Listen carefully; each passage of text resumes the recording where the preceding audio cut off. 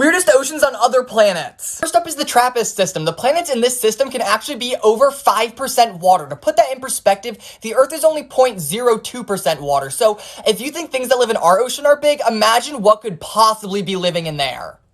The most famous moons in our solar system is actually Saturn's moon Titan. Now, Titan has interested scientists for a long time because it potentially has an ocean. However, its ocean actually may be that of methane, which means the entire moon and the entire ocean smell like a huge fart, which I think is hilarious. Gliese 24 is a really interesting exoplanet, and its ocean, if you can call it that, is actually made of plasma, which is an extremely hot, ionized material that is neither liquid or gas. So basically, it'll burn up or melt anything we could possibly think of. So I'm going for a swim. Who's with me? Planet GJ1132b, that took me so long to memorize, most likely has a lava ocean because of its proximity to the star in its solar system, which means that it is literally just a giant ball of molten rock, and that's kind of cool, but also kind of horrifying. This is a really cool toy I got when I was in Japan. It's called a Daruma Otashi. It's a classic toy for children. Over there you have these wooden blocks stacked up on top of each other, held in place with this hammer. Take the hammer away, the blocks can move whichever way they want. Now the goal of the game is that you use the hammer to knock the blocks out from underneath each other, kind of like Jenga, but you got to keep the head on. So you got to keep the head on and the blocks can't topple, okay? It's actually harder than it looks. I will try my best. I will do the yellow one first. Okay, and then the green one. Ooh, okay, we're in a bit of a tricky situation here. I'm gonna go for the red one. I've never gotten this far. Well, you get the idea. Giant green, why do I feel like sneezing when I'm plucking my eyebrows? I love this. This is one of my very favorite things about the human body. It's the same situation as sometimes when people go outside, they sneeze when it's really bright out. So what's happening is on your head, you have a tremendous amount of nervous system infrastructure. You got your eyes, you got your nose, you got your ears, you got your tongue, you got all of the movement that your mouth does. It's like, this is like the tremendous gymnastics to talk. Like the most amazing feat of the nervous system is the ability to speak. So all this stuff is going on in a very small physical space. So the nerves actually run really close to each other, and signals from one nerve can bleed over into another nerve. And so when you get a strong signal, like when you're plugging your eyebrows, that will bleed into the system that controls like tickling in the back of your nose. And so it feels like when you're doing this, you get a sensation of a nose tickle and then you sneeze. I have to show you something. Yeah, that's the Mad Hatter caterpillar. Like any insect, this caterpillar will molt, and when it molts its exoskeleton, it will take the head from its previous exoskeleton and place it onto its actual normal head. Why? We don't know. Maybe to distract predators, like I am distracted.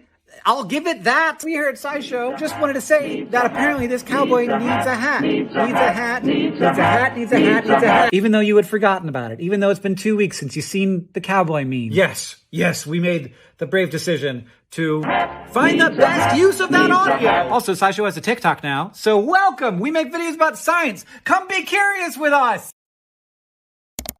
Can you make a fire with flint and steel? Yeah. So you need a couple different things to get a fire going with flint and steel. Flint. As a flint knapper, I have tons of this stuff. The other thing you need is a piece of steel to throw sparks. Now, in order to catch a spark, one thing you can use is called char cloth. Essentially, char cloth is cooked material, something that falls in the natural fibers realm. You take pieces of cloth, you put it in a tin can, an Altoid can works really great, and you heat it. What's happening is you're charring the material. And when you char the material and then throw a spark into it, and that charred material will catch that spark. I can then take this char cloth, which is still smoldering, drop it into a tinder bundle, and start blowing it into flame.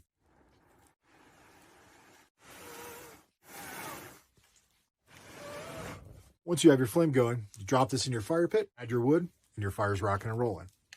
All right, that's how you start a fire with flint and steel. I really hope you guys are ready for this part 2 of Ken and Assazone. Ken, you okay? You guys, this is what his back looks like. I think I could fix it. Let's try taking... He's be-bodied. Why is he waving? What's shaking, bacon? I'm gonna show you a color that you've probably never seen before. It's called true cyan, and most TVs and monitors aren't capable of producing this pigment. Keep your head still and stare at the white dot in the center of the red circle. The longer you stare, the better you'll be able to see it. After 30 seconds, close your eyes tightly and you'll see a glowing orb. That is the color of true cyan. Here it's me unpinning a spread butterfly. I do not hurt or kill these insects, BTW. Oh gosh, I hope I can keep my hand and the paper steady. What I am doing is preserving it for art and science.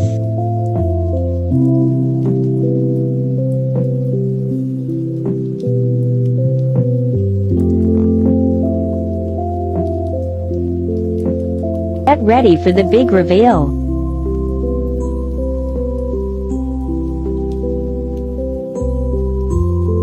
Ooh. Wow. So pretty, OMG. Wow. Amazing.